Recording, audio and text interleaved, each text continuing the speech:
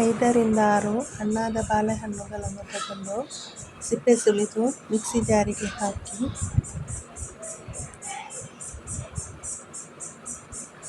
ನಂತರ 5 ರಿಂದ 6 ಸ್ಪೂನ್ ಸಕ್ಕರೆ ಹಾಕಿ ರುಚಿಗೆ ತಕ್ಕಷ್ಟು ಉಪ್ಪು ಹಾಕಿ ಅರ್ಧ ಟೀ ಸ್ಪೂನ್ ಸೋಡಾ ಹುಡಿ ಹಾಕಿ ಮತ್ತು ಅರ್ಧ ಪ್ಯಾಕೆಟ್ ಮೊಸರನ್ನು ಹಾಕಿ ಚೆನ್ನಾಗಿ ರುಬ್ಬಿಕೊಳ್ಳಿ. ಈ ಮಿಶ್ರಣಕ್ಕೆ ನಿಮಗೆ ಬೇಕಾದಷ್ಟು ಮೈದಾ ಹಾಕಿ ಸೇರಿಸಿ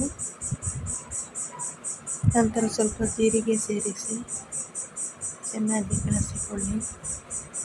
ಹಿಟ್ಟನ್ನು ಚೆನ್ನಾಗಿ ನಾದಿ ಅದರ ಮೇಲೆ ಸ್ವಲ್ಪ ಎಣ್ಣೆ ಸುರಿದು 8 ಗಂಟೆಗಳ ಕಾಲ ಮುಚ್ಚಳ ಮುಚ್ಚಿಟ್ಟು ಬಿಡಿ.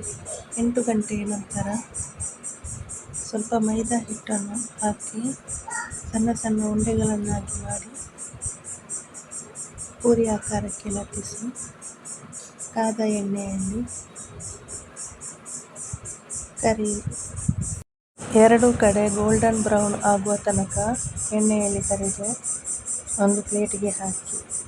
ಈಗ ನಿಮಗಿಷ್ಟವಾದ ಮಂಗಳೂರು ಬನ್ಸ್ ಸವಿಯಲು ಸಿದ್ಧ.